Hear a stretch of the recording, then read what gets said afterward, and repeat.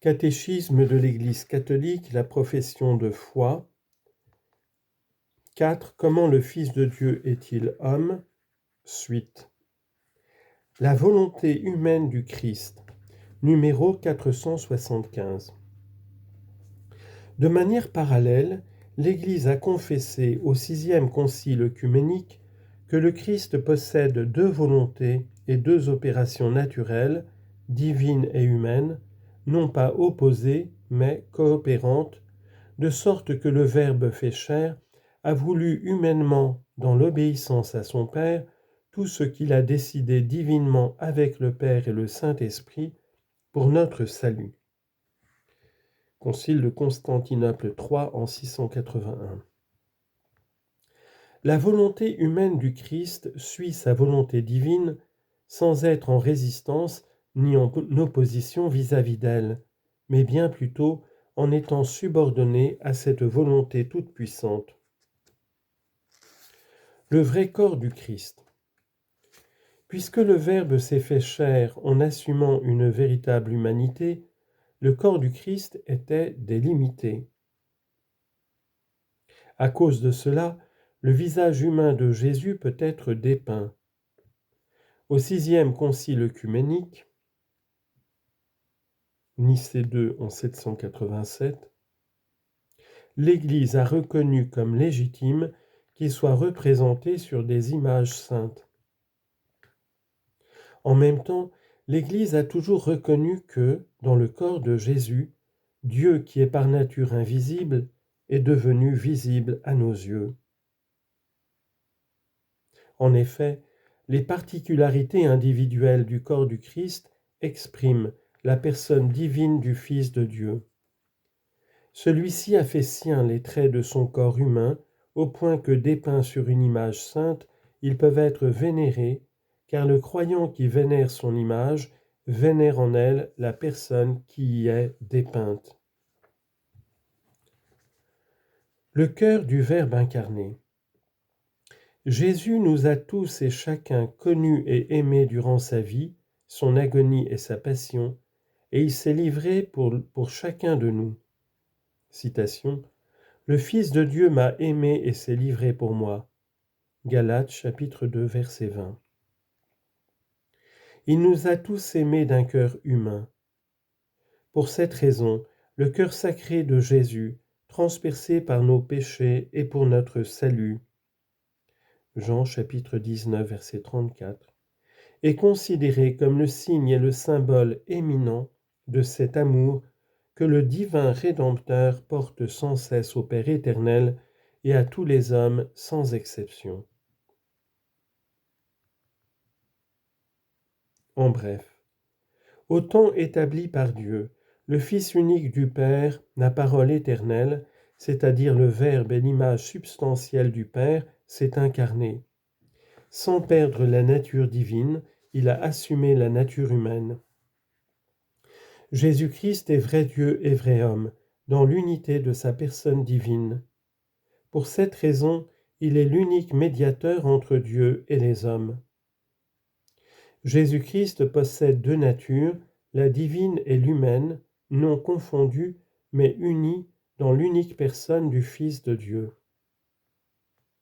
Le Christ étant vrai Dieu et vrai homme, a une intelligence et une volonté humaine parfaitement accordées et soumises à son intelligence et à sa volonté divine, qu'il a en commun avec le Père et le Saint-Esprit. L'incarnation est donc le mystère de l'admirable union de la nature divine et de la nature humaine dans l'unique personne du Verbe. Paragraphe 2. Conçu du Saint-Esprit, né de la Vierge Marie. 1. Conçu du Saint-Esprit. L'Annonciation à Marie inaugure la plénitude des temps. Galates chapitre 4 verset 4. C'est-à-dire l'accomplissement des promesses et des préparations. Marie est invitée à concevoir celui en qui habitera corporellement la plénitude de la divinité. Colossiens 2, 9. La réponse divine à sa question « Comment cela se fera-t-il, puisque je ne connais pas d'homme ?» Luc 1, 34, est donnée par la puissance de l'Esprit. L'Esprit Saint viendra sur toi. Luc 1, 35. La mission de l'Esprit Saint est toujours conjointe et ordonnée à celle du Fils. Confère Jean 16, versets 14 et 15.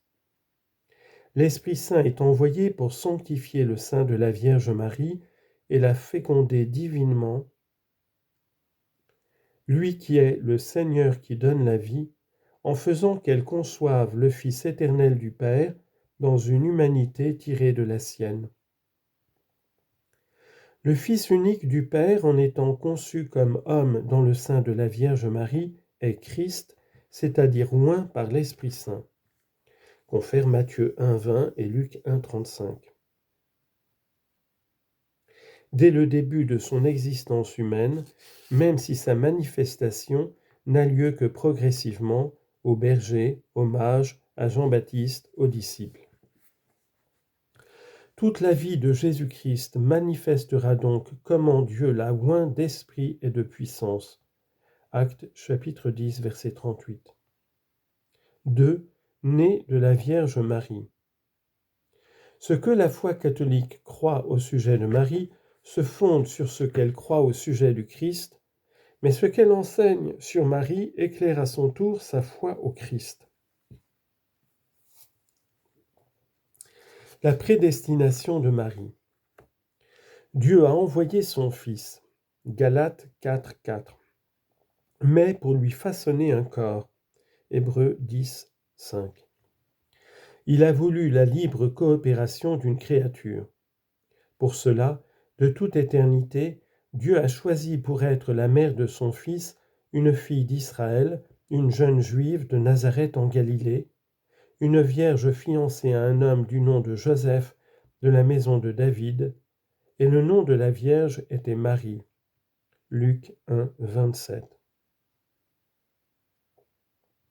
Citation de Lumen Gentium, le Père des miséricordes a voulu que l'incarnation fût précédée par une acceptation de la part de cette mère prédestinée, en sorte que, une femme ayant contribué à l'œuvre de mort, de même une femme contribua aussi à la vie.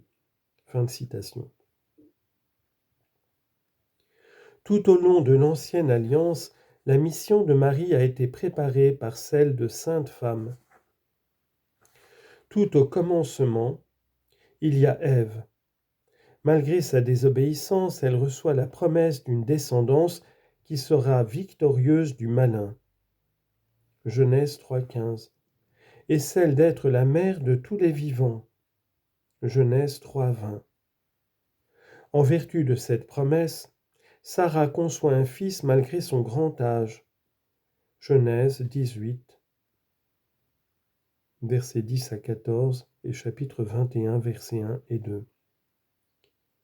Contre toute attente humaine, Dieu choisit ce qui était tenu pour impuissant et faible. Confère 1 Corinthiens 1, 27. Pour montrer sa fidélité à sa promesse. Anne, la mère de Samuel, Déborah, Ruth, Judith et Esther, et beaucoup d'autres femmes. Marie occupe la première place parmi ces humbles et ces pauvres du Seigneur qui espèrent et reçoivent le salut de lui avec confiance. Avec elle, la fille de Sion par excellence, après la longue attente de la promesse, s'accomplissent les temps et s'instaure l'économie nouvelle.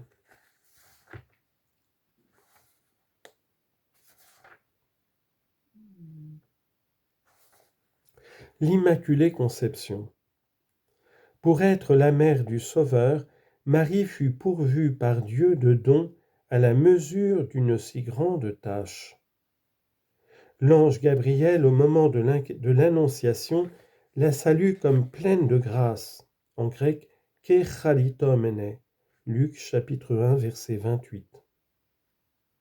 En effet, pour pouvoir donner l'assentiment libre de sa foi à l'annonce de sa vocation, il fallait qu'elle fût toute portée par la grâce de Dieu.